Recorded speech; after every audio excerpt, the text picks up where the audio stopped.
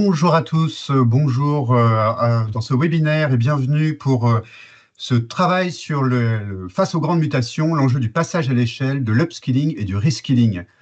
9 millions de personnes verront leurs compétences se recomposer dans les prochaines années. 85% des métiers de 2030 n'existent pas à l'heure où on se parle. 54 000 ingénieurs manquant à un horizon de 5 ans, si on regarde les chiffres des écoles d'ingénieurs et puis des classes préparatoires. Donc, on voit bien que la question des compétences est au cœur des grandes transformations qu'on rencontre, que ce soit l'intelligence artificielle, que ce soit le changement des organisations ou encore, tout simplement, les nouveaux besoins des consommateurs qui font évoluer les attentes vis-à-vis des organisations. Alors, pour vous parler aujourd'hui, on a sollicité plusieurs grands témoins et une experte, Sophie Piot, que je vais vous présenter immédiatement. Donc, on accueille Caroline Pagès. Caroline Pagès, bonjour, qui est Bonjour. DRH de Keris, 1700 personnes en Europe, 1400 en France. Keris est un assureur de personnes, principalement en assurance emprunteur, prévoyance collective, santé IRD, j'espère que j'en ai pas oublié, Caroline. Et puis, Courtier Luc. et courtier, bien sûr. Vous êtes présent à Paris, à Lille, à Nice, en Espagne, en Italie, en Allemagne. Vous êtes basé à Nantes, très belle entreprise nantaise. Et puis, Caroline, je crois que vous avez fait toute vos carrières dans les RH. Donc, vous êtes une très bonne connaisseuse de ce type de problématique. Et puis, on accueille Aurélie. Bonjour Aurélie, qui est Bonjour DRH du Luc. groupe SANEF. Donc, SANEF, 2200 personnes. Ça fait 7 ans que vous y êtes. Vous avez un itinéraire dans la grande distribution, dans le conseil. Donc, vous avez des points de vue multiples à partager avec nous. Et puis, vous allez nous parler là d'un projet directement en lien avec cette question de l'upskilling et du reskilling. Et puis, enfin, Sophie. Sophie, ravie de t'accueillir ici, une grande connaisseuse des sujets de compétences, des sujets d'organisation du travail. Tu as fait toute ta carrière dans le conseil, dans la transformation de la fonction RH, et tu es partenaire chez Juliette Sterwen, et j'ai le plaisir de travailler avec toi, peut-être pas quotidiennement, mais au moins toutes les semaines. Plaisir Bienvenue à toutes partagé. les trois. Bienvenue à toutes les trois. Je suis ravi de vous accueillir dans ce webinaire. Euh, Vous allez avoir, pour vous qui êtes participants, la possibilité de poser des questions. Comme vous voyez le petit message qui est noté en bas, hein, vous pouvez poser vos questions à tout moment sur la plateforme. Et puis, on a des modérateurs qui vont reprendre les questions et puis on y répondra plutôt à la fin pour conserver un petit peu de fluidité du propos. Alors, je vous propose qu'on se jette dans le sujet et je voudrais simplement poser un premier point comme point de démarrage qui est que quand on parle de grandes transformations, quand on parle d'évolution des organisations, on est souvent sur des problématiques qui ont une temporalité qui n'est pas si longue que ça. Alors que les compétences, tout de suite, ça nous paraît long. Le temps de développement des compétences, d'acquisition de nouvelles compétences, changer de métier, tout ça, c'est des choses qui ont un horizon de temps, peut-être de 2, de 3 ans, ça prend du temps.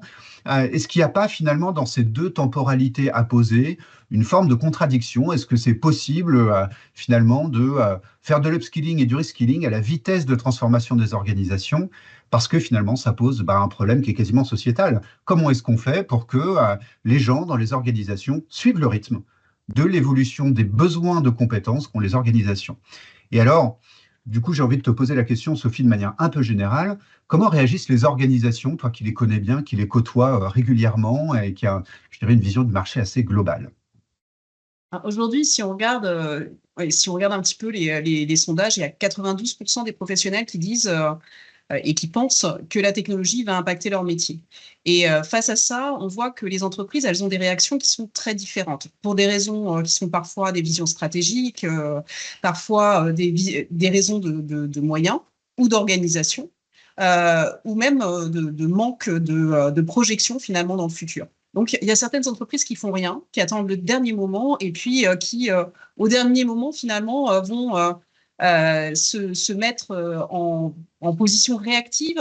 Et quand on sait que pour mettre en place une formation, pour identifier finalement l'évolution d'un métier, eh bien, effectivement, tu parlais de temps. Ce temps, il est long parce que c'est l'ingénierie, c'est la compréhension de ce que va être le futur. C'est aussi derrière la formation des gens. Et puis, c'est toute la conduite du changement qui est associée. Derrière, il y a des entreprises qui font des tests. Celles qui font des tests, eh bien, elles vont travailler sur cette ingénierie. Elles vont déjà avoir une première un premier travail avec des ambassadeurs qui vont être présents dans l'organisation et surtout une ingénierie de formation et d'accompagnement qui va être prête pour déployer au moment où les évolutions arrivent. Et puis aujourd'hui, on a nos deux grands témoins et je suis ravie d'échanger avec vous aujourd'hui parce que vous avez anticipé, vous vous êtes projeté et vous avez fait des choses qui sont réellement, je dirais, accompagnantes pour gérer ces transformations. Alors du coup, on va rentrer dans tout ça et vous avez eu la gentillesse d'accepter de témoigner et de témoigner à partir de projets concrets. C'est ça qui nous intéresse, au-delà du discours, au-delà de ce qu'on peut entendre ou lire dans la presse. Vous avez un témoignage à nous apporter. Alors sur deux projets, le projet Flux Libre et le projet Prospective. Et je vous propose de peut-être commencer par nous parler un peu de ces projets, qu'on puisse tous les comprendre avant qu'on rentre dans le détail de ce que ça signifie du point de vue des compétences. Et Aurélie, je vous propose de commencer par nous parler un peu du projet Flux Libre. Donc, on va parler un peu A14, si j'ai bien suivi. On va parler autoroute et on va parler d'un axe qui est l'axe Paris-Caen et donc qui se matérialise par l'A14, alors tout d'abord quand on quitte Paris, suivi de l'A13. Et donc cet axe Paris-Caen, nous sommes en train on est au beau milieu du projet d'ailleurs. Le projet n'est pas terminé, c'est un projet qui a commencé fin 2021 et qui ne se terminera au bout du bout du bout du bout, en réalité qu'en 2027. Ça consiste en quoi le flux libre? Ça consiste à supprimer les barrières de péage, puisque pour se rendre de Paris à Caen, il faut s'arrêter il faut s'arrêter 5 fois très exactement pour pouvoir continuer son trajet. Donc on supprime les barrières de péage, on les remplace par des portiques qui sont équipés de caméras. Les caméras sont capables de capter les plaques d'immatriculation ou les badges de télépéage. Et une fois le trajet effectué, dans un sens ou dans un autre, eh bien, vous recevez le montant du péage dont vous devez vous acquitter en fonction du trajet que vous avez effectué et puis de la classe de véhicule que vous utilisez. Donc, c'est un projet, pour le coup, alors, je vous le disais, qui est un projet au long cours, qui impacte l'ensemble de l'entreprise, qui a des impacts en termes de transformation de l'entreprise qui sont considérables. Je vais en mentionner deux. C'est une transformation profonde de l'entreprise parce que ça vient transformer la façon dont l'entreprise interagit avec ses clients. Et j'emploie le mot client. Il y a quelques années, c'est le mot usager qui aurait été utilisé. Voilà, donc maintenant je parle à dessein de client. Et puis, en fait, on rentre en interaction avec le client de manière complètement différente, puisque dans le fond, on consomme un produit qui est l'autoroute, et puis on s'acquitte du prix nécessaire pour la consommation de ce produit ultérieurement, avec une petite précision qui est que ne pas s'acquitter de son péage, c'est une infraction au code de la route. Donc après, ça peut déclencher dans ce qui pourrait s'appeler du recouvrement, mais qui n'en est pas véritablement, une relation entre SANEF et ses clients d'une nature bien spécifique. Donc d'un point de vue culturel, c'est bien toute l'entreprise que ça vient impacter et plus précisément pour une catégorie de salariés qui sont des salariés qui font partie de la filière péage sur cet axe donc Paris-Caen. Eux, pour le coup, c'est plus qu'une transformation, c'est une révolution. Voilà, puisque encore à aujourd'hui, pour certains d'entre eux, ceux qui sont sur l'axe A13 et pas sur l'axe A14, eh bien, ils travaillent sur une barrière de péage. Donc, les barrières de péage, il y en a tout le long de l'autoroute. Et puis, ils vont en voie apporter une assistance aux clients qui perd son ticket, n'arrive pas, son moyen de paiement ne fonctionne pas, donc ils sont dans un rôle d'assistant client péage. Et demain, eh bien, ils seront dans un centre de relations clients avec un lieu de travail unique et ils seront dans une interaction, on va dire, asynchrone et puis à distance par rapport à ce qu'ils peuvent vivre aujourd'hui. Donc, ils vont passer d'un métier d'assistant client péage à un métier de conseiller relations clients ou conseiller réclamation dans un centre de relations clients. Donc, tout un programme et pour le coup, une transformation assez significative pour eux à bien des égards.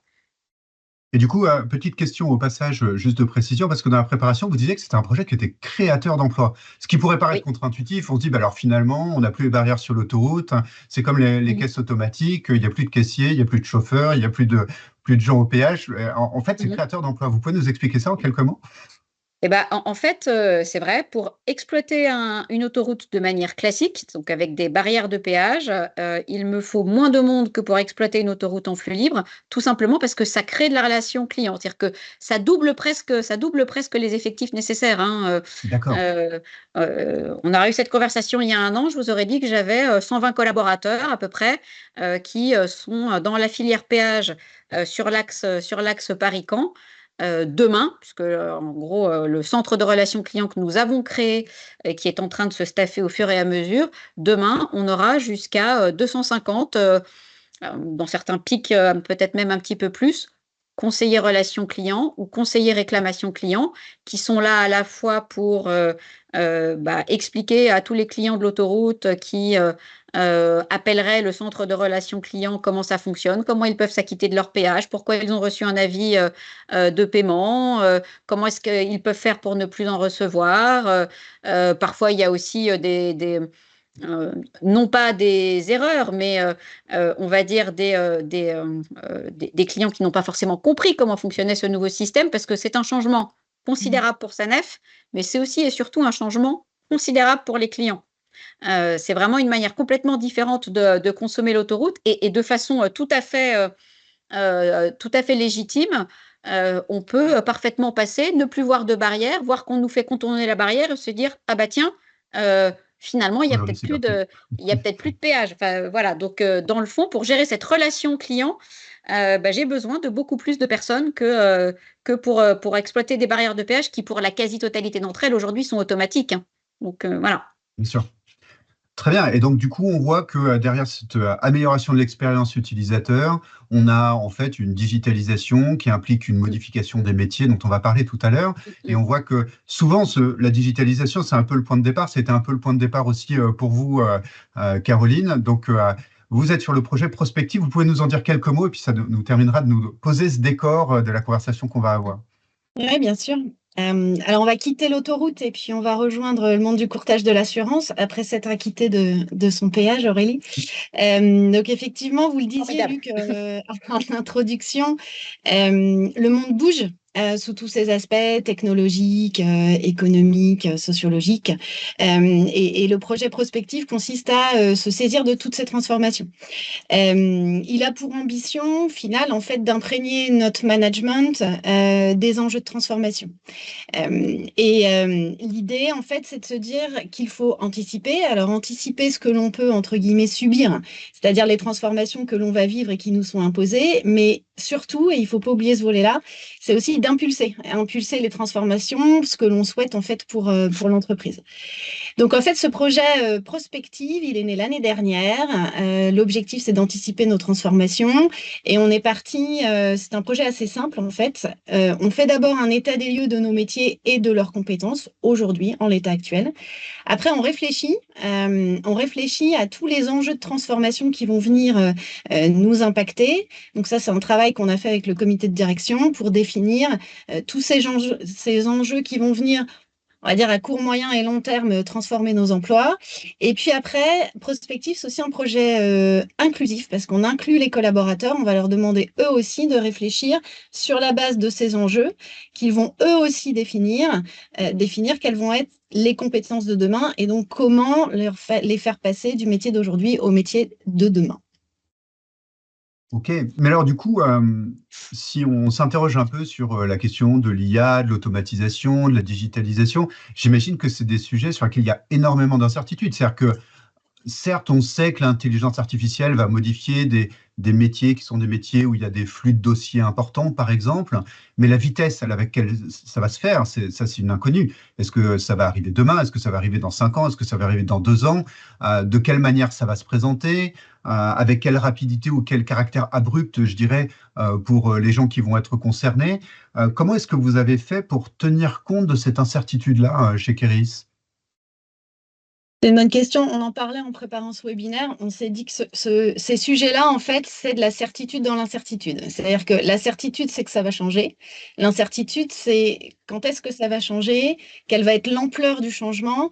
Et donc, c'est plus de se préparer au mood du changement, se dire que ça va bouger, ça va se transformer et qu'il faut se préparer à l'agilité, à la souplesse, à avancer, peut-être à reculer parce que ça arrivera moins vite que prévu ou ça arrivera plus vite que prévu, mais en tout cas se mettre dans ce mood de transformation et de se dire que la compétence d'aujourd'hui ne sera pas forcément celle dont j'aurai besoin dans 6 mois, mais peut-être que dans 12, j'en aurai encore besoin. Donc il y a un sujet, c'est clair, de nouvelles compétences, mais aussi de maintien des compétences actuelles avec une mobilisation qui peut évoluer dans le temps.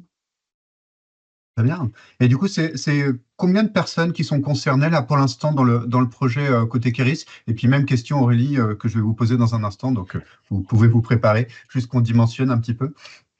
Alors, côté Kéréis, donc Kéréis France, hein, puisque moi je m'occupe de la partie française, nous avons décidé de travailler sur 2 premiers métiers. Le premier métier, c'est le métier de souscripteur. Donc, les souscripteurs, ce sont les collaborateurs qui, on va dire, de la signature du contrat d'assurance jusqu'à son acceptation, va accompagner l'assuré et notamment en passant par ce qu'on appelle la sélection médicale, s'il y a lieu. Donc, ça représente à peu près 35 collaborateurs.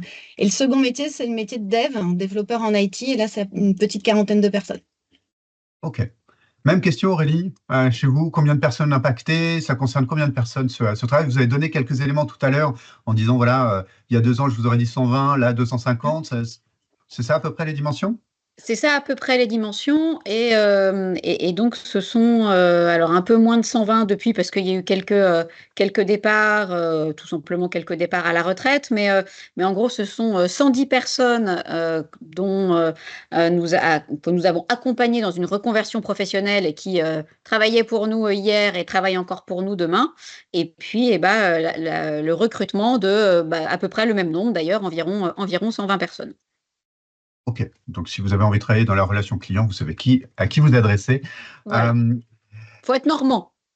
Faut être normand, voilà, c'est la condition.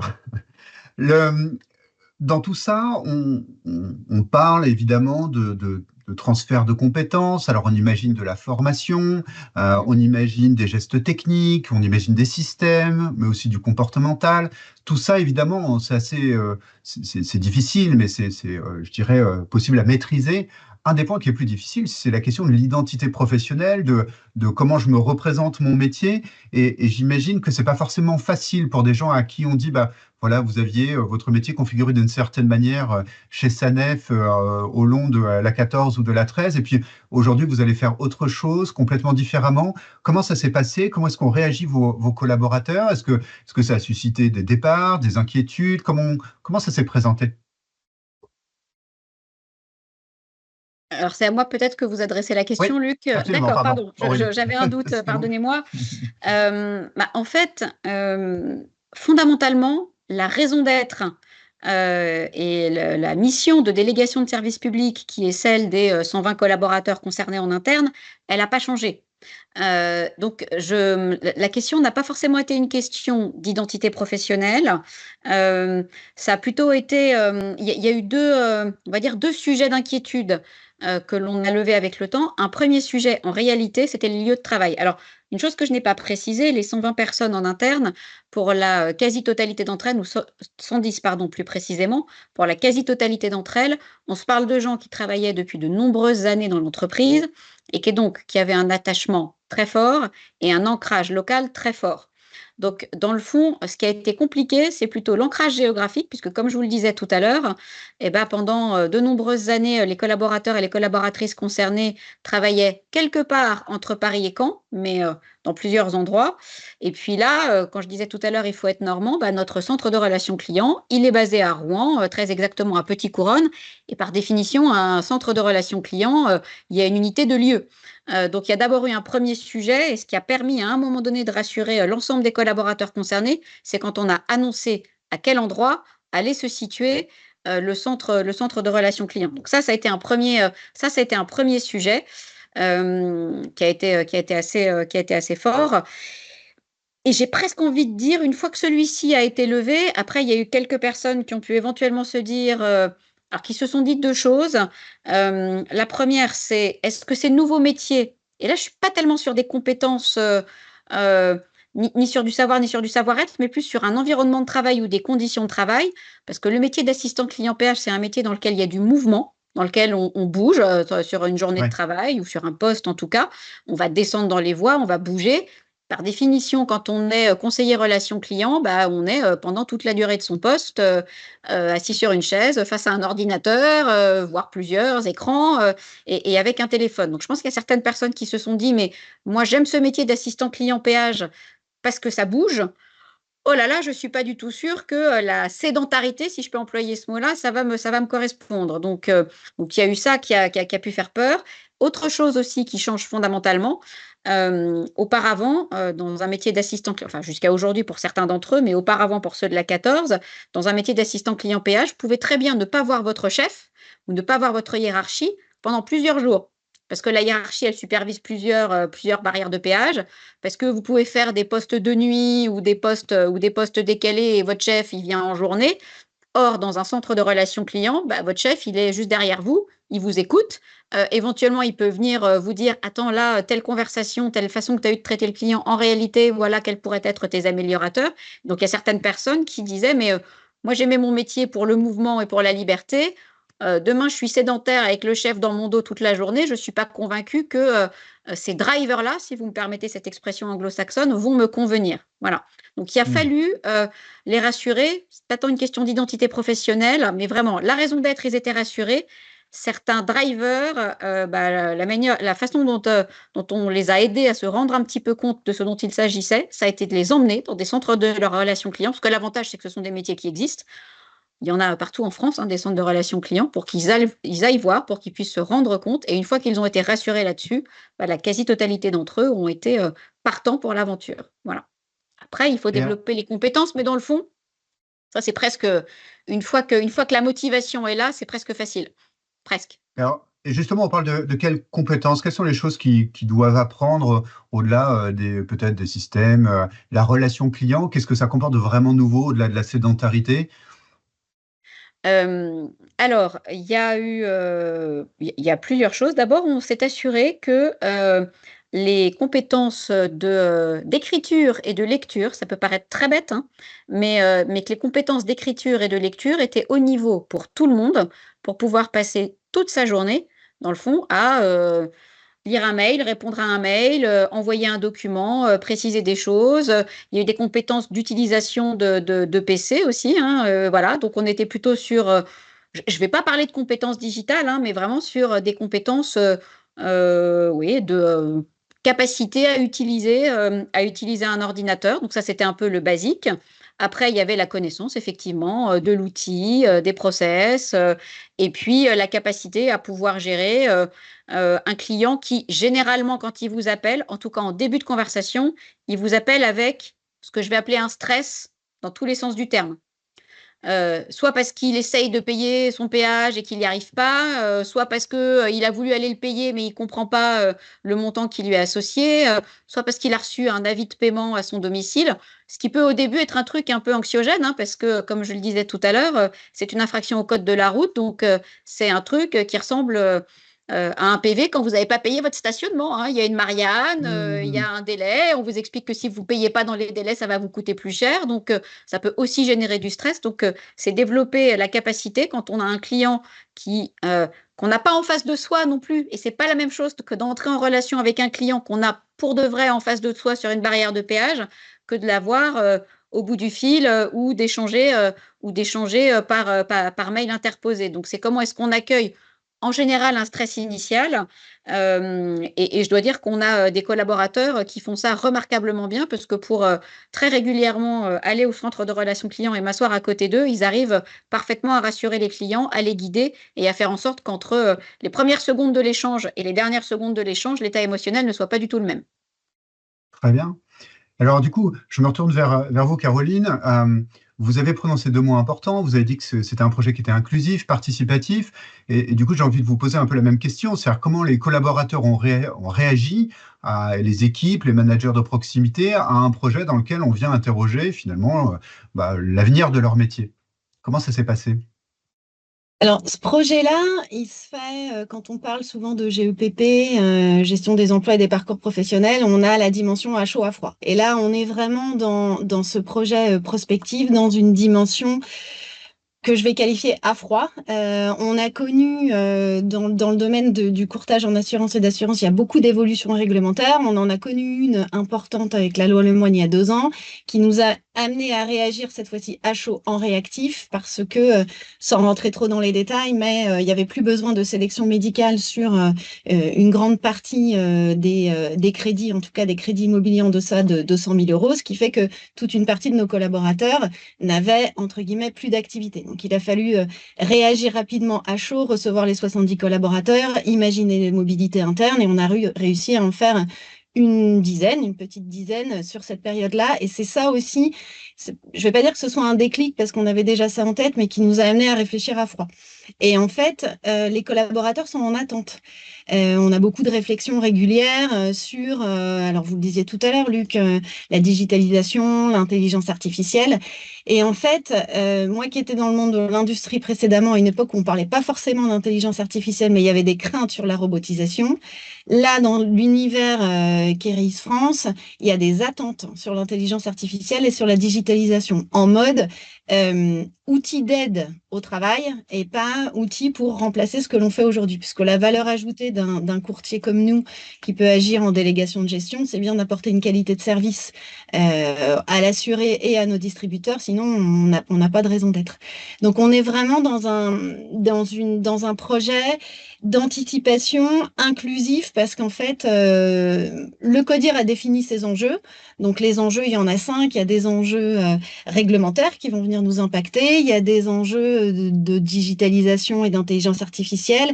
Il y a des enjeux qu'on a estimés très forts aussi de spécialisation, de demande de plus en plus d'expertise chez nos collaborateurs versus des profils plus généralistes.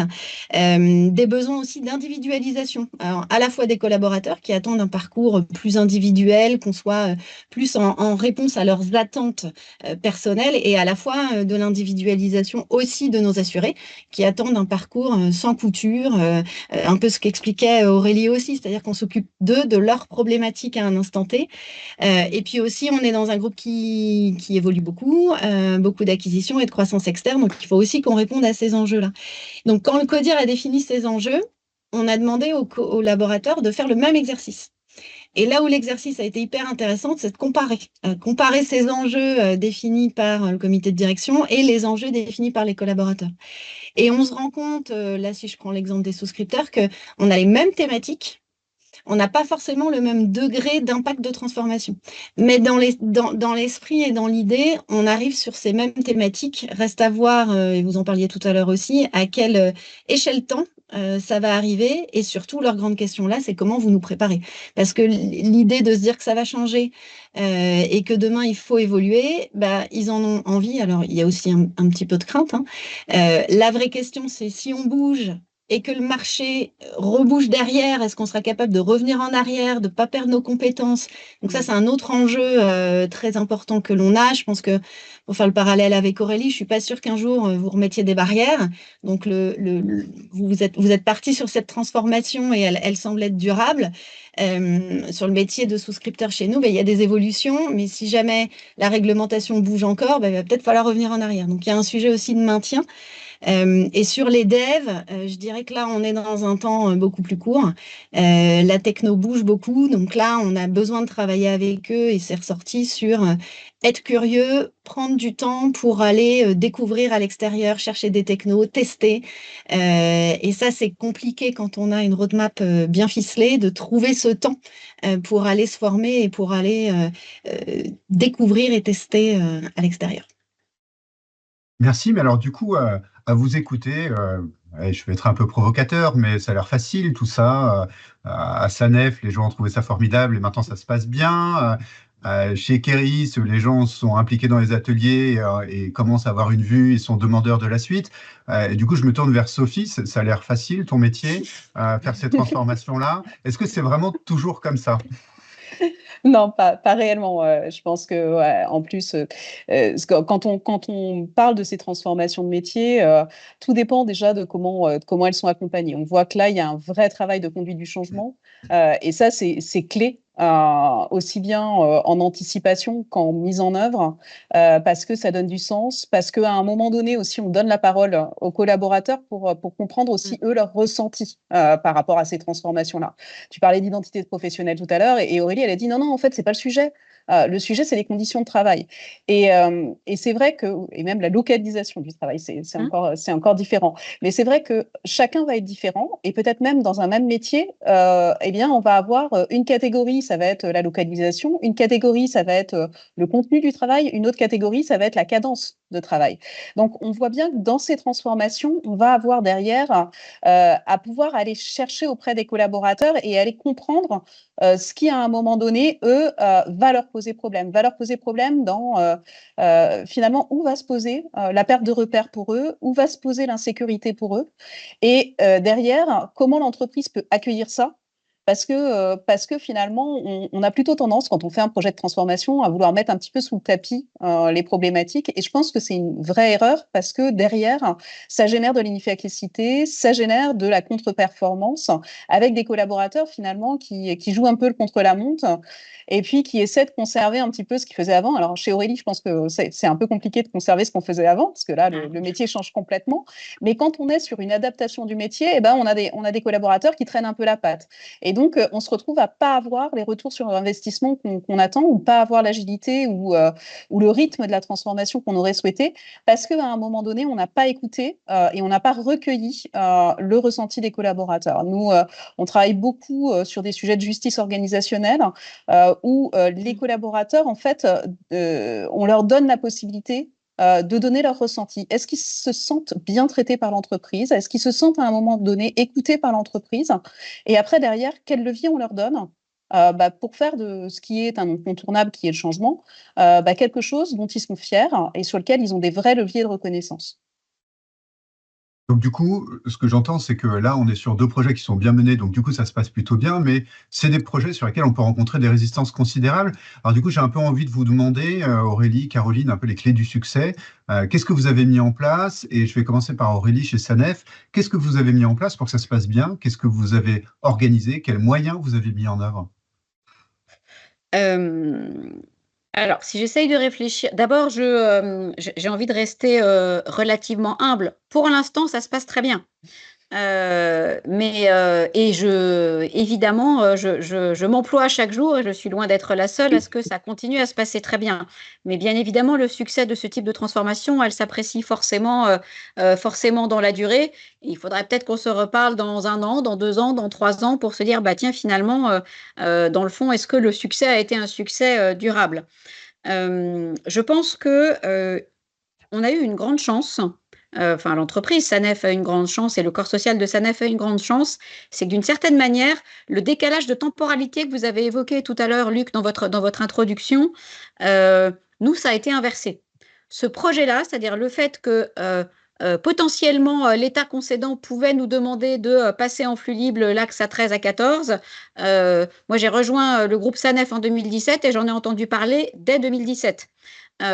Quand à un moment donné, les discussions avec l'État concédant ont commencé à se préciser sur le sujet, eh bien, c'est quelque chose qu'on partageait déjà avec les équipes, le management, les représentants du personnel, les collaborateurs potentiellement concernés, enfin le corps social dans toute sa diversité. Donc, en réalité, vous disiez tout à l'heure, les transformations se font très vite, et développer des compétences, ça prend du temps.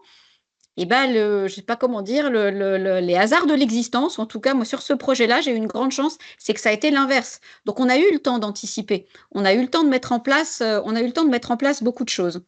Je pense qu'une des clés du succès, ça a été, je vais le formuler comme ça, on a vraiment avancé en partenariat avec les représentants du personnel. Et moi, je me souviens très bien de leur avoir mis un marché en main, mais au tout début du projet, en leur disant, bah voilà, ça y est, l'État nous a demandé de passer l'axe Paris-Caen en flux libre. On a un avenant au contrat de concession, on a 3 ans pour le faire. Maintenant, il y a un peu 2 options. On s'en parle plus pendant 2 ans. Et puis nous, on a une équipe projet qui va concevoir les process, l'outil, l'organisation, le lieu de travail. Enfin voilà, on va faire une espèce de grosse conception. Puis quand tout ça, ce sera prêt, on reviendra vous voir, puis on présentera la cible, aux partenaires sociaux, aux collaborateurs. Il y a une autre option qui consiste à se dire, on va se tenir informé et on va se parler régulièrement tout au long du projet.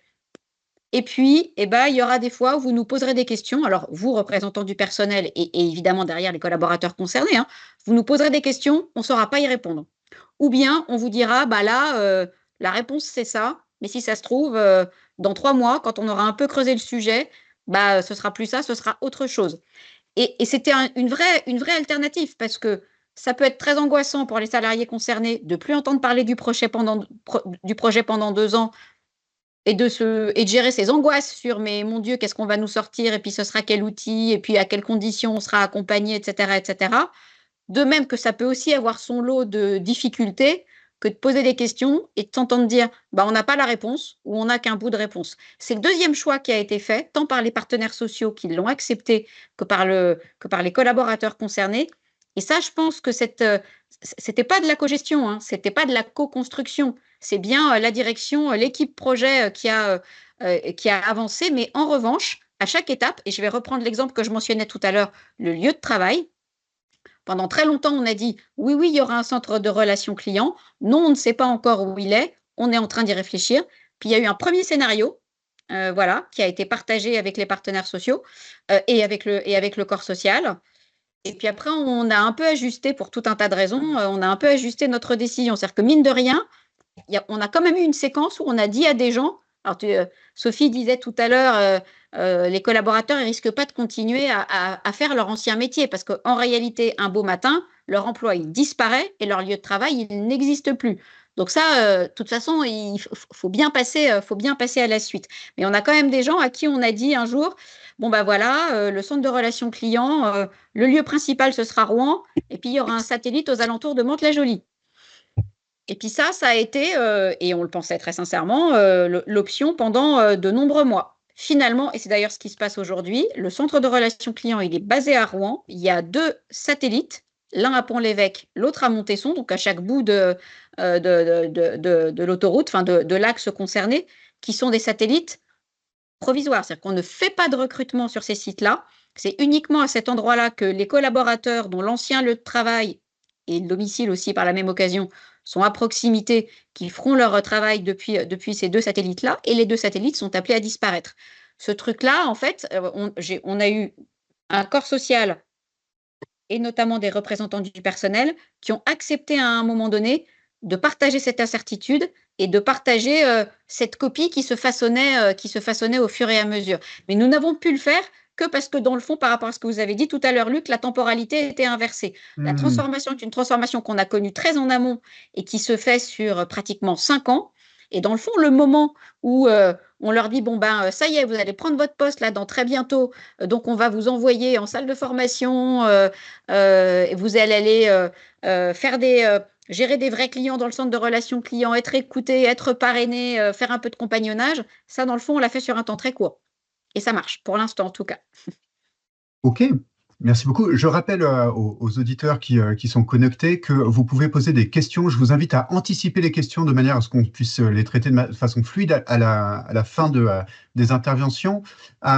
Aurélie, pour poursuivre sur ce sujet-là, donc ça c'est sur la partie relations sociales. Il y avait une partie, j'imagine, de formation, d'accompagnement en termes de parcours.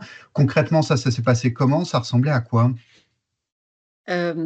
Alors, pour le coup, j'aurais besoin de beaucoup de temps pour tout vous décrire dans le détail. Ça ressemble déjà à pratiquement 3 ou 4 personnes pour lesquelles, pendant maintenant bientôt 3 ans, le job à temps plein, c'était de faire la conduite du changement de ce projet-là.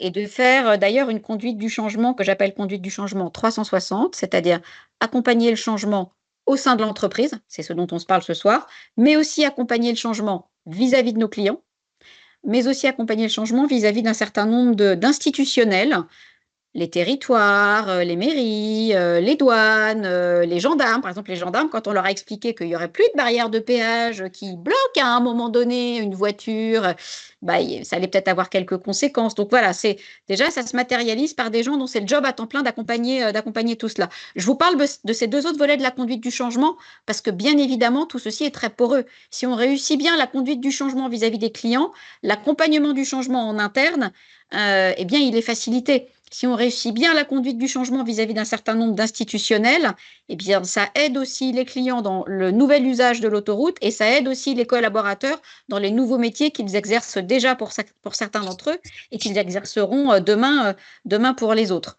Voilà. Après, j'ai envie de dire, on retrouve un peu les classiques de la conduite du changement. C'est un rôle essentiel des partenaires sociaux, des managers, c'est beaucoup de communication et c'est aussi beaucoup de formation avec alors ce qu'on va appeler une formation initiale, c'est-à-dire avant que les gens commencent leur nouveau métier, qui est assez conséquente, qui pour certains d'entre eux peut aller jusqu'à 20 voire 30 jours de formation, et ensuite une logique de formation continue ou de compagnonnage, mais qui est d'ailleurs un grand classique, pardonnez-moi, dans tous les centres de relations clients. Voilà. Ok, merci beaucoup. Et alors, Caroline, de votre côté, vous, ça s'est passé comment? Donc, les deux premiers focus, souscripteurs et dev, quelles questions vous êtes posées? Comment vous avez abordé le sujet? Alors, des points communs forcément avec le projet de la SANEF. Des réflexions sur les évolutions de l'emploi, je dirais tous les ans, spécialement quand on travaille avec les représentants du personnel sur la consultation sur les évolutions de l'emploi. Forcément, on se pose à un moment donné ces questions-là de transformation et de ce qui va arriver. Donc, une volonté commune d'y aller. Ça, c'était le premier point et c'est indispensable. Et on a passé une journée ensemble de formation sur ce que c'est la transformation, ce que c'est la gestion prévisionnelle, les parcours professionnels, la transformation. Donc, ça, c'était important d'être bien connecté et d'être sur la même longueur d'onde au démarrage. Après, il y a eu toute une phase à la fois avec les représentants du personnel et les managers d'ouverture. C'est-à-dire qu'on a eu besoin à un moment donné d'acculturer, de transmettre de la littérature, alors des fiches synthèses pour pas lire toutes les études qu'on trouve largement sur tous ces sujets-là, mais en tout cas d'aller chatouiller la curiosité, de donner des éléments parce qu'on n'avait pas tous les mêmes grilles de lecture ou pas tous les mêmes informations. En tout cas, voilà, de s'informer et de prendre l'information, ça permettait soit de réveiller des consciences ou soit de confirmer des convictions que pouvaient avoir les uns et les autres. Et aujourd'hui, nous, on a fait ces premières analyses, on a fait les plans d'action qui ont été définis avec, allez, on va dire, maxi 4 actions par métier. Maintenant, le gros enjeu, jusqu'ici, jusqu'ici tout va bien. Le gros enjeu maintenant et le gros risque, il est dans la mise en œuvre. C'est-à-dire que si on se promet d'avancer, de réfléchir et d'anticiper des transformations et qu'on ne le met pas en œuvre ou qu'on ne le suit pas et que les collaborateurs ne voient pas in concreto les managers, la RH et l'entreprise se saisir de ces sujets-là, en fait, il y aura un effet déceptif et du coup, ça ne fonctionnera pas. Donc, ils sont prêts aujourd'hui à se dire qu'on va peut-être bouger dans un sens et qu'il faudra un petit peu bouger les lignes ou recadrer si la transformation attendue n'est finalement pas celle qui arrive ou qu'elle arrive un petit peu plus tard. Mais en tout cas, il faut qu'on enclenche les actions parce que sinon, la prochaine fois qu'on arrivera avec un projet à long terme de transformation, ils ne nous suivront pas. Oui, donc un gros enjeu maintenant d'arriver à délivrer un succès de cette première étape, qui est d'avoir imaginé ensemble les compétences de demain. Ben oui, Ok. parce qu'en fait, on n'est pas. J'ai pas besoin de réagir tout de suite. Mon métier, il va pas changer la semaine prochaine, il va pas changer le mois prochain. C'est vraiment de l'anticipation. Donc en fait, je pourrais me dire que j'ai le temps et je suis pas obligée de le faire. Je serai juste en retard sur les évolutions de demain. Mais donc du coup, il faut qu'on se pousse parce que sinon, on peut ne rien faire. Alors que finalement, on voit que la date butoir pour SANEF, à telle date, de toute façon, il n'y a plus de portique. C'est une forme d'avantage dans le sens où c'est un momentum à agir, là où le risque, ça pourrait être de reculer indéfiniment avant de voir qu'on est finalement en retard sur les sujets de transformation au travail. Sophie, quand tu entends ces deux témoignages, merci beaucoup Aurélie et Caroline d'avoir partagé ça. Ça t'évoque quoi? Ça t'inspire quoi? Déjà, moi, je suis ravie parce que c'est deux exemples d'entreprises qui prennent en main finalement les évolutions et puis ces transformations du monde du travail et des métiers. Et ce qu'on voit, ce qui est très intéressant, c'est qu'on est dans deux situations différentes parce que Aurélie, elle a une transformation qui est certaine et pour autant, elle l'a accompagnée très en amont. Et ça lui a permis finalement d'éprouver les différents scénarios de mise en œuvre et ça lui a fait faire des évolutions sur la localisation, très certainement sur les parcours d'accompagnement, sur la façon d'en parler, la façon de présenter le métier, la façon aussi d'accompagner parce que, comme tu le disais tout à l'heure, le fait de devoir gérer des relations plutôt conflictuelles et pas une seule, parce que quand ils étaient dans les cahutes, ils en géraient de temps en temps, mais ils avaient aussi des relations neutres ou des relations positives. Et là, finalement, ils gèrent peut-être 80%, 75% de relations qui sont des relations difficiles. Et ça, c'est des choses auxquelles les gens ne sont pas forcément préparés. Et donc, se donner le temps d'anticiper ça, de redonner aussi du sens à ce que c'est de faire ces métiers-là, et aux personnes de le comprendre, je pense que c'est un vrai facteur clé de succès pour pouvoir y arriver. On voit qu'aujourd'hui, ces transformations, ce qui est compliqué, là, Aurélie, c'est une réelle reconversion. Mais ce qui est compliqué, c'est effectivement de comprendre le rythme. Est-ce que c'est pour demain? Est-ce que c'est pour dans 2 ans? Est-ce que c'est peut-être pour dans 5 ans? Et ça, on ne sait pas toujours. Et ça, Caroline l'a bien dit dans ses présentations. Et puis, c'est la qualification de ces transformations-là. Parce que ce qu'on projette aujourd'hui, on le voit et on l'a vu avec ce qu'on arrive à faire aujourd'hui avec la technologie, et pas que avec la technologie, aussi avec les évolutions sociétales, la géopolitique. On voit qu'il y a des axes stratégiques de transformation qui peuvent complètement bouger avec l'arrivée aussi de nouveaux acteurs. Et donc derrière, ce qui est très compliqué, c'est que dans cette anticipation, et Caroline le disait très bien, on peut se tromper, on peut préparer les gens un peu trop tôt et amener des choses qui sont déceptives. On peut aussi amener les gens finalement à être dans une situation où on les forme sur des compétences qu'elles vont perdre et qu'elles ne seront pas en capacité de mettre en œuvre parce qu'en fait, elles ne les auront pas éprouvées et elles n'auront pas acquis d'autonomie dessus. Donc, il y a un vrai travail sur je dirais, cette compréhension du rythme, cette compréhension aussi de la réalité et de la certitude des transformations. Et pour autant, on ne peut pas se permettre de rien faire. Parce que si on ne fait rien, et ça, on le disait très bien tout à l'heure, c'est qu'on se retrouve à être complètement coincé, à devoir réagir très, très vite et à faire des mauvais choix et des mauvais accompagnements avec des freins à la mise en place de ces transformations qui sont extrêmement forts. Et effectivement, nier ce que je disais tout à l'heure sur la nécessité d'adaptation ou d'incertitude que peuvent avoir les collaborateurs par rapport à ces transformations-là, les nier et se dire ça va bien se passer parce que finalement c'est qu'un changement d'outil ou c'est qu'un changement d'environnement ou de choses comme ça. En fait, ça ne fonctionne pas. Ça ne fonctionne pas parce qu'on se retrouve avec des collaborateurs qui ont l'impression d'être complètement niés et de se retrouver dans un système qui ne prend pas en compte leurs besoins et leur nécessité finalement aussi d'avoir une reconnaissance et d'avoir un impact dans leur travail de tous les jours. Et donc ça, c'est des travaux sur lesquels on a besoin de bâtir du change, de l'ingénierie, ingénierie de formation, ingénierie sur les compétences et sur l'accompagnement, sur la mobilité, et puis derrière de pouvoir effectivement éprouver, mettre en place des pilotes pour pouvoir gagner en efficacité sur l'accompagnement de ces transformations et surtout gagner en fluidité. Merci Sophie. Alors, ça inspire nos auditeurs d'aujourd'hui. J'ai des questions, des remarques que je voudrais vous partager. Il y en a une sur laquelle je voudrais vous faire réagir, Aurélie, Caroline. Une personne qui nous dit, donc finalement, ces expériences montrent que la question de l'évolution des compétences renvoie d'abord à la nécessité de faire passer un message sur une transformation en continu du travail et de l'activité. Et alors, c'est une très bonne question parce que finalement, les gens, ils font un gros passage. Alors, chez vous, Aurélie, tout d'un coup, passer à la relation client. Comment est-ce qu'on leur dit, attention, c'est peut-être pas le dernier? Et puis même remarque pour Caroline qui le disait déjà tout à l'heure, et peut-être vous faire réagir là-dessus parce que je pense que c'est une très très belle remarque, très judicieuse. Aurélie, Caroline, qui veut commencer? Allez-y, Aurélie. Alors, je vais y aller. Je partage tout à fait la remarque qui a été faite. Ce qui est de dire, mais en réalité, le changement, il est permanent. C'est tout le temps.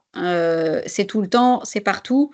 Et dans le fond, le plus important, c'est de développer. Alors là, effectivement, avec le projet Flux Libre, c'est un truc qui est très borné dans le temps, très connu, voilà, enfin, une véritable révolution ou reconversion, mais fondamentalement, tous les métiers, et je pense que c'est aussi le cas chez Caroline, chaque jour, ils évoluent un petit peu. Alors, à coup de digitalisation, à coup de évolution des attentes, à coup d'évolution de la réglementation. Donc, mais la vie, c'est le changement, hein, de toute façon. Il n'y a pas que la vie professionnelle. La vie, c'est le changement. Donc, quelque part, moi, mon métier, c'est d'apprendre et de faire en sorte que le corps social dispose de tous les outils possibles pour, dans le fond, j'ai envie de dire, développer leurs muscles et s'habituer à, en permanence, avoir des changements, alors parfois tout petits, parfois un peu plus grands, parfois moyens. Parfois, on s'en rend pas compte et puis quand on repense à la façon dont on faisait le métier il y a ne serait-ce qu'un an ou deux, on se dit ah ouais quand même on le faisait un tout petit peu différemment. Donc oui, je partage totalement la remarque qui a été faite, qui est dans le fond de se dire qu'est-ce qu'on peut donner comme soutien ou comme outil à l'ensemble des collaborateurs pour que ils soient dans ce flux, mais qui est peut-être la vie, hein, de manière générale, parce que zéro changement, c'est le contraire de la vie, si je puis me permettre. Je n'ose pas prononcer un autre mot parce que ça plomberait l'ambiance. Et Caroline, pareil, une réaction, et puis ça rejoint une autre remarque qui a été faite en disant, voilà, la question, c'est comment est-ce qu'on fait en termes de compétences pour être toujours prêt et s'adapter à une temporalité qu'on ne maîtrise pas toujours. On Qu'est-ce que tu as bouge. envie de En nous... fait, il faut qu'on bouge nos pratiques RH aussi, c'est-à-dire Mhm. qu'Aurélie les a sûrement connu, les référentiels de compétences, les définitions de poste ou les définitions de fonction, tout ça, ça peut être un repère à un moment donné, mais aujourd'hui, elles sont obsolètes au bout de 6 mois parce que ça bouge et heureusement que ça bouge. Donc, en fait, il faut qu'on se prépare à accompagner effectivement le changement et de se dire, on en avait beaucoup parlé, Luc, avec Nathalie, qui a beaucoup travaillé avec moi sur ce projet-là. On se base sur 4 ou 5 compétences stratégiques. Et on va plus au-delà, c'est-à-dire qu'on n'a plus besoin d'en avoir 10 ou 15. C'est vraiment des choses très stratégiques et on fait bouger le niveau de ces compétences-là en fonction des transformations que l'on connaît. Parce que la transfo, elle peut être très importante. C'est l'exemple d'Aurélie, c'est vraiment une transformation de métier. Mais il y a aussi des tout petits changements ou des petites évolutions. Donc c'est vraiment de l'accompagnement et même pas forcément de la formation en tant que telle comme on l'a connue, mais de l'acculturation, de l'accompagnement. Et en fait, le monde autour de nous bouge. Donc, l'entreprise n'est en train de vivre que ce qu'on vit tous les jours à la maison avec les enfants, avec toutes ces choses-là, avec nos pairs. Et ça se retrouve dans l'entreprise, hein, tout simplement. Ouais. Donc, s'habituer au changement et puis dispositif léger. Et Sophie, je crois que tu Ouais. as une réaction à avoir là-dessus. Tout à fait. J'entendais Caroline et je suis tout à fait en ligne avec ce qu'elle est en train de dire. Et aujourd'hui, moi, j'exhorte mes clients beaucoup à se focaliser en termes de compétences. C'est quelque part, aujourd'hui, on n'a pas besoin d'exhaustivité. Ce qu'on a besoin, c'est de savoir quelles sont les compétences qu'on doit développer, quelles sont celles qui vont être discriminantes à un moment donné pour donner à l'activité un vrai point de plus dans sa transformation et dans son développement. Et donc, il y a vraiment un choix à faire en se disant quelque part à un moment donné, finalement, si je dois mettre de l'argent sur quelque chose pour développer mes collaborateurs, c'est où? Et c'est ça qu'il faut que je pilote. Très bien. Moi, si je peux me permettre de compléter, pardon Luc, oui, mais bien sûr, en écoutant Caroline, en écoutant Sophie, c'est juste faire quoi parce qu'il y aura une autre question que je voudrais vous poser qui a été posée par les auditeurs, donc faudra qu'on lui laisse quelques minutes. Allez-y, Aurélie, pardon. Promis. Mais il y a une chose qui est essentielle pour moi, c'est le mot confiance. C'est-à-dire que ce dans quoi il faut beaucoup que nous travaillons, c'est comment est-ce qu'on crée les conditions de la confiance. Oui. Que les gens aient confiance en eux et dans leur capacité à un moment donné, finalement, à développer des compétences ou à exercer des tâches ou des activités qu'ils pensent ne pas savoir faire, mais finalement, ils y arrivent très bien. Comment est-ce qu'on crée les conditions de la confiance entre le management, les directions ressources humaines et les équipes, et puis une espèce de confiance dans l'avenir. Enfin, ce mot-là, pour moi, il est clé. et peut-être plus que du développement de compétences, c'est dans le fond travailler sur comment est-ce qu'on crée les conditions d'une espèce de confiance généralisée et mutuelle, parce que ça permettra d'accompagner ce flux de transformation plus ou moins accéléré et plus ou moins important. Tout à fait, ok. Merci beaucoup pour cette remarque-là. J'ai une question que je trouve extrêmement intéressante, j'aimerais bien vous la poser, qui est finalement, est-ce que ce que vous avez fait, c'est l'apanage des grands groupes, l'apanage de grandes entreprises, et que finalement, des PME un peu significatives, la maille peut-être des 50, 100, 200, est-ce que eux, ça leur est accessible de faire ce que vous avez fait? C'est-à-dire, de votre point de vue, du point de vue des moyens engagés, de l'énergie que ça demande, c'est quelque chose qui reste accessible pour des entreprises peut-être de plus petite taille, de PME, qui aimeraient peut-être s'inspirer de ces pratiques-là. Alors, sans rentrer nécessairement dans combien ça coûte, mais est-ce que ça vous semble accessible? Est-ce que c'est des projets qui sont très dimensionnants ou pas? Est-ce qu'on peut faire avec peu de moyens? Voilà, je trouve que cette question, elle est intéressante. Oui, je pense que c'est accessible. C'est une histoire de conviction, déjà, parce que s'il n'y a pas de conviction au départ sur la nécessité de réfléchir à l'avenir, ça fonctionnera pas. Après, il faut un petit peu de temps, en fait, de préparation. Quand on lit de la littérature, quand on a besoin de temps pour se projeter, il faut quand même s'extraire du quotidien et de se dire je me prends cette demi-journée-là pour y aller et pour réfléchir. Nous, dans la méthode qu'on a mis en place pour Prospective, honnêtement, c'était rapide. Donc, une analyse métier, c'était sur 2 mois. Il y avait 3 ateliers plus une restitution. Chaque atelier, c'était 1h30 ou 2 heures. Donc, ça prend pas tant que ça de temps. Ça n'a pas mobilisé chaque collaborateur. Ils avaient des collaborateurs volontaires qui représentaient l'intégralité des métiers. Donc, c'est tout à fait abordable pour une entreprise de plus petite taille. Il faut des convictions puis une compétence quand même RH, métier et de l'animation, animer en fait ces groupes de réflexion parce que les collaborateurs ne sont pas forcément habitués à cette projection et à cette réflexion sur les compétences. Mais c'est abordable. D'accord. Donc, pas inaccessible, il faut un peu de compétences de facilitation, il faut beaucoup d'envie, beaucoup de conviction, un petit peu de temps. Ok. Et de votre côté, Aurélie? Je souscris à tout ce qui vient d'être dit. Je ne pense pas que ce soit l'apanage des grands groupes. D'ailleurs, alors, je ne fais pas partie d'une toute petite entreprise, mais je ne fais pas partie non plus d'un grand groupe. Je pense que c'est également le cas de Caroline. On est dans la catégorie des ETI. Donc, voilà. Alors, je mentirais si je vous dirais qu'il ne faut pas mettre de moyens au sens très large du terme. Oui, il faut y accorder du temps. Oui, il faut y accorder des compétences. Il y a aussi une question de priorité. Voilà. Bien évidemment, tout le temps qu'on a consacré à accompagner cette transformation, c'est du temps qu'on n'a pas consacré à faire autre chose. Mais à un moment donné, dans l'arbitrage, même quand on est dans des moyens ou du temps contraint, dans l'arbitrage qu'on fait, moi je considère que ça vaut le coup de faire un arbitrage en faveur de l'accompagnement de ces transformations-là, parce que les moyens, au sens très large du terme, qu'il s'agisse de temps, de compétences, éventuellement d'argent, qui sont consacrés à ça, sont autant de moyens qui ne seront pas dépensés après. Je suis intimement convaincue que quand on ne fait pas ce choix-là, quand on ne met pas ça plutôt en priorité, derrière, ça coûte cher, là encore, dans tous les sens du terme. Donc, il y a une notion de priorisation. Et après, pour le coup, je rendais hommage aux collaborateurs, aux partenaires sociaux. Je peux aussi rendre hommage à ma direction générale. C'est-à-dire qu'à un moment donné, il y a aussi une volonté du ou des dirigeants de considérer cela comme prioritaire. Voilà. Ça demande énormément de... je ne sais pas si c'est du courage, mais c'est sûr que effectivement, ça demande une certaine capacité à se sortir du quotidien et se dire qu'effectivement, on consacre des moyens, une fois encore, au sens très large du terme. Ça peut être du temps, ça peut être de l'argent, ça peut être des compétences, et d'ailleurs, tout ceci se rejoint. Ça vaut le coup, à un moment donné, de s'extraire du court terme et du quotidien. Et je pense que c'est de l'économie faite pour plus tard. Voilà. Si je peux donner des arguments sur les arbitrages. Ça coûte plus cher de ne rien faire, c'est ça que vous êtes en train de nous dire, Aurélie. À terme, oui, bien sûr. Et c'est un vrai point clé, ça doit pas être un projet RH, ça doit être un projet d'entreprise. Et c'est vrai que l'argument d'économie pour l'avenir est très bonne pour convaincre présidence et direction générale.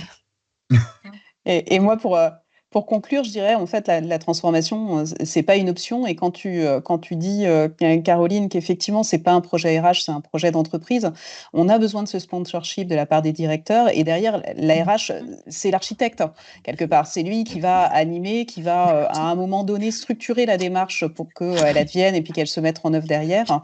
Et c'est là qu'est le rôle principal de la RH. Mais en fait, elle n'est jamais que là pour servir le business sur sa transformation et sur la survie, finalement, parce que la transformation aujourd'hui, elle est indispensable à l'ensemble des business, qu'on soit petit ou qu'on soit plus grand.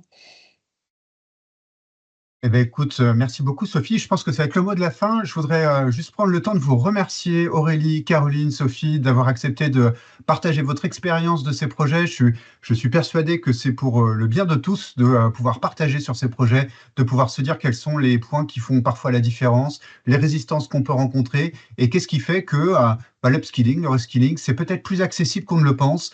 Faire face aux grandes mutations, c'est pas forcément l'apanage des grands groupes, c'est pas forcément des choses dans lesquelles on rencontrera nécessairement d'immenses résistances. À partir du moment où, vous l'avez dit, on garde des systèmes qui sont légers, on anticipe, on est capable d'accompagner les personnes et de les écouter.